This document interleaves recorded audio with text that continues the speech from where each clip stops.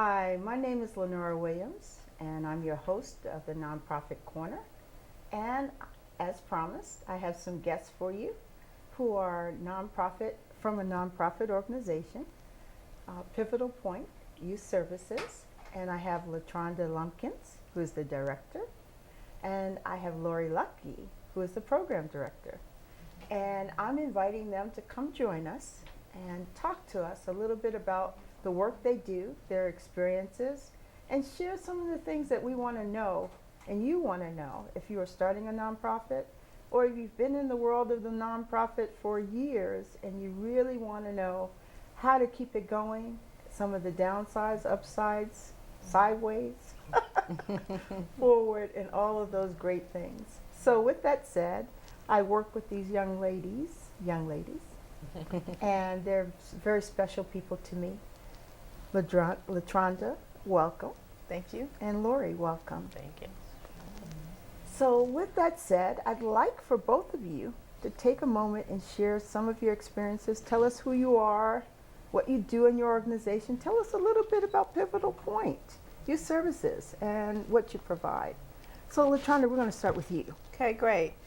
Thank you for having us on the show, Lenora. Mm-hmm. I'm LaTronda Lumpkins. I'm the founding director of Pivotal Point Youth Services. Mm-hmm. And Pivotal Point is a nonprofit organization that provides services in the context of employment readiness, academic readiness, support services as far as mentoring, life coaching, life skills development, in that sense. We've been around since 2001, and it was founded for about 12 years. 12 years. That's yeah, a long 12 time years for a nonprofit. Yes, Okay. yes. And I was a social worker for Alameda County Social Services, and wanted to provide more of an intensive type of support service to foster youth aging out of the system.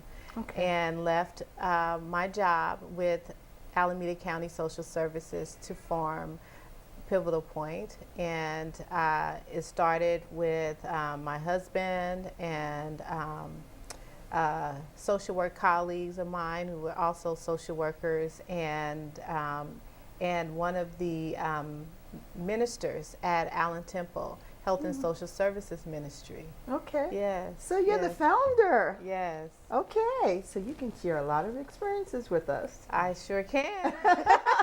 Good and bad.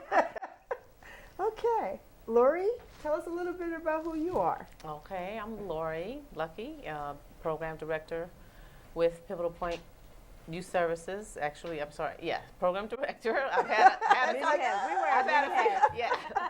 plus I've gone through the ranks a little bit. I did start as a program assistant, then became program manager, and now program director. And I've been there since 2006. So this is it'll be 7 years in November, which I'm happy to say, and I love it. Love it there, yeah. Okay, so I want to talk a little bit. I heard about LaTronda, how you transitioned, but Lori, where did you come from and what's your background? Okay, well, most of my experience has been in office administration, and I started doing that at Clorox. I was there for about almost 11 years. Private sector. Yes, yes. And it is funny because I did get that inkling about working for a nonprofit while working there. Someone came there. There was a speaker that came in one of our annual meetings, Michael Preacher. He was a comedian, and he had talked about working with Boys and Girls Club or something like that, some youth organization. And when he did, something chimed within me, and it was like, oh my gosh, that it struck a chord. Okay. And so I didn't start right away, but I know that's where it began. And I started like donating through United Way, because you could do that. And I started volunteering with different organizations, and made a decision some years later that, okay, it's time for me to give back community-wise. And I knew I needed some experience because I hadn't worked with youth. And I worked at a group home where actually I met LaTronda. Okay. She was the social worker there, doing group work with the girls. And then I worked at a camp for some summer. So I got some experience working with youth that way, and kept in touch with LaTrona once I knew she was opening her own organization, and we kept in touch over time. And then I called right at the right time to, when there was an opening Okay. for me to go. Yeah. So, now I've worked in the private sector before, and there is a difference between the Yes. structure of a private business and the structure of a nonprofit business. Right. And a lot of times people think that they could just transition easily if they were a CFO of in the private sector, that they could be a CFO in the nonprofit world. And it's not that easy. So what was your experience? How did you feel like you had to manage and kind of surf through that process? Well, I am a creative person and a professional or business person. I feel like 50-50 in a way. Yeah. So the creative part in me could really transition well, I feel. Because it was more so about, like I said, there was something in me that wanted to give back community-wise. And so That was driving. the heart about me wanted to work with the youth. Okay. And so it just was time. I was like really fizzling out in the other area of corporate America, and not wanting to work for a place that just talked about profit. Bottom And line. that's all Yeah. they cared about. Yeah, it's like, okay, how much Yes. money are we making? Yeah. We're not making enough. Yeah. No social responsibility at all either. None, Yeah. none.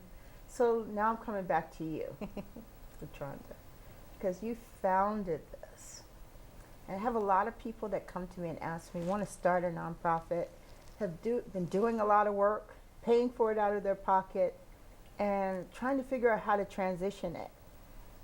You, at some point, your nonprofit was what size in terms of finances? How many grants and total revenue source? Well, it has varied over the years.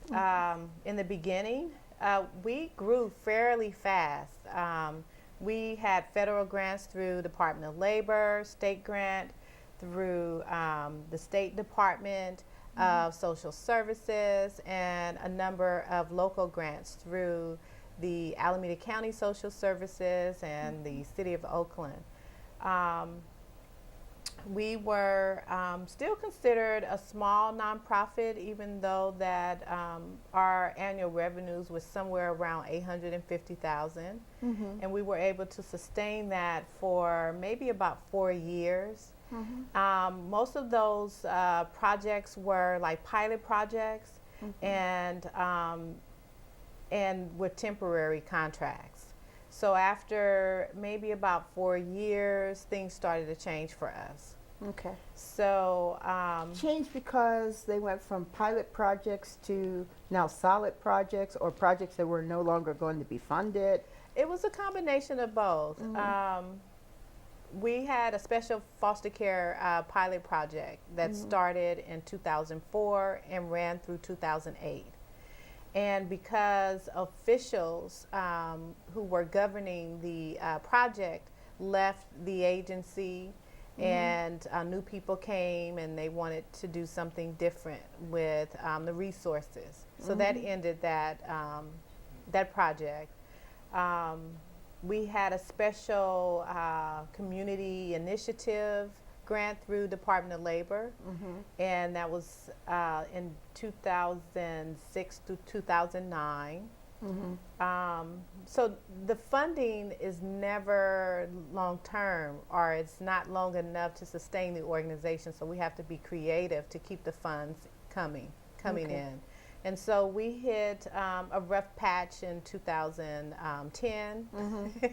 Hey, a rough patch has come. Right. And so what we're doing is rebuilding, reorganizing, restructuring, and to sustain the organization, and looking at ways to be a little bit more, I guess, autonomous and independent, and not dependent upon government funding. Like, we need to diversify our resources a little better. And I talk about that a lot with nonprofits. And I think today, in this world where grant funding it's not drying up as much as they're being very selective Right. Yeah. about who they fund, how much they're going to fund, and where they're going to put their resources. So with that said, that's always difficult because you don't know whether you're on the cutting edge or you're on the downside, yeah. or they're not even interested in you and anymore we, yeah, or your we've programs. been there. So that's, and we'll talk a little bit about creative funding and finding money. But I want to talk to you, Lori, a little bit about this because a lot of times when I go into nonprofits, there's the financial side where the money is flowing, and there's the management of that, which is the ED, your job, LaTronda, and whoever your accounting people are, to make sure that that comes in. But then there's the program side of that. There's a diversity. Usually there's some diversity in the funding sources. So you may have one grant that's for this purpose, another grant for this purpose, and there's some deliverables that may not match or do match. And so that is a unique process. And when you talk about the private sector, that's not something the private sector has to worry about Not in at the same all. way. Yeah.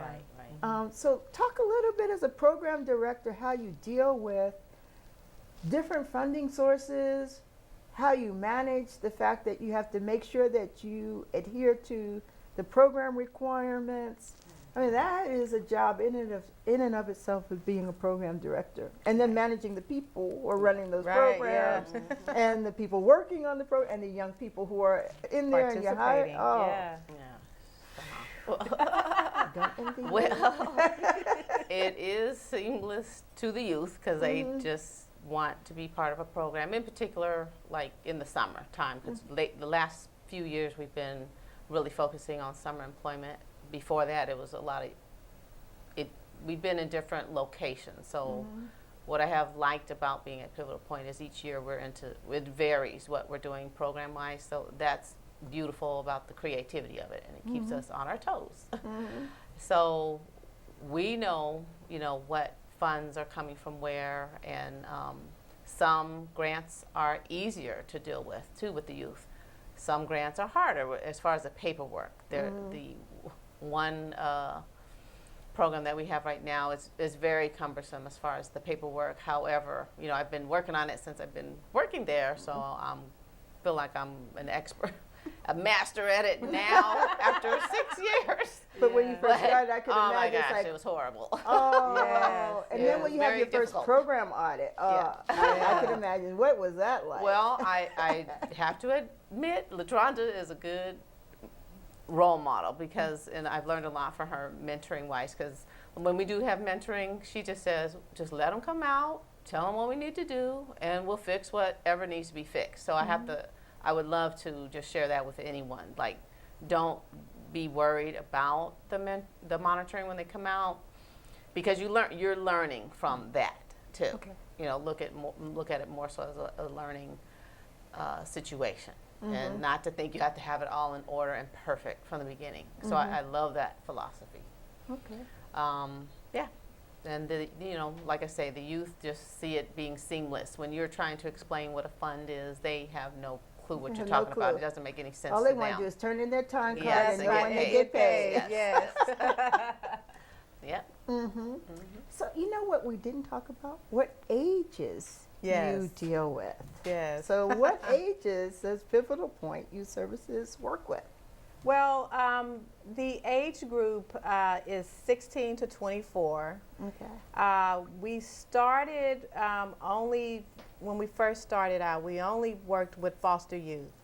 And we've kind of expanded from foster youth to just include any youth at risk or low income or just in need of services.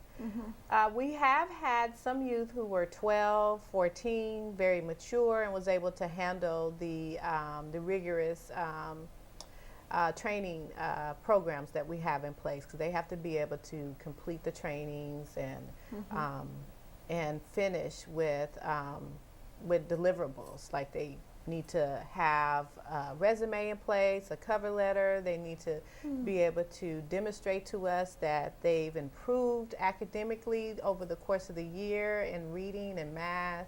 So there are some some things that they're responsible for to complete the program. Okay. So if I was a young person, or if I was a parent watching this, Right. and I had a young person Yes.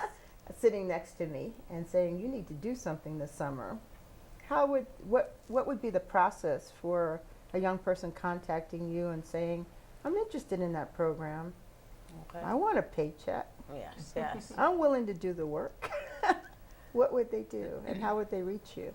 Well, right now, because of the fund that is helping us this year for summer, well, it's actually a year-round program, but we are having some youth work in the summer, and that's for ages 17 through 21. So we do have to narrow down the ages right now because of that particular funder.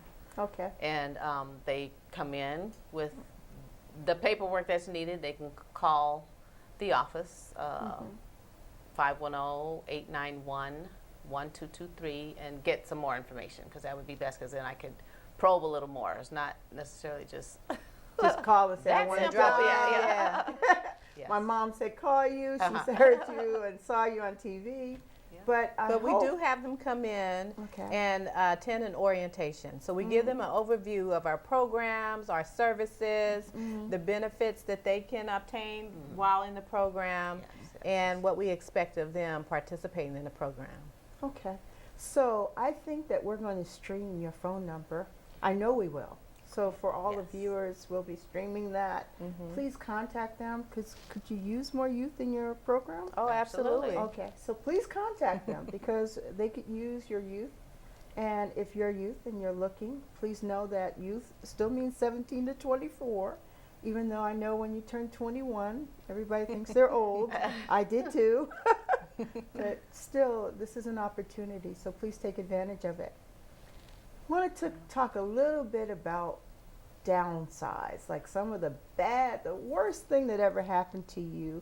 You have so many years of experience, and I want to share with our viewing audience some experiences that nonprofits have, that if you had to do it again, you would say, "Oh no, now I know, and I will never walk that way again." So share with us an experience that you had. You can tell it in a story if you wish. That talks a little bit about what happened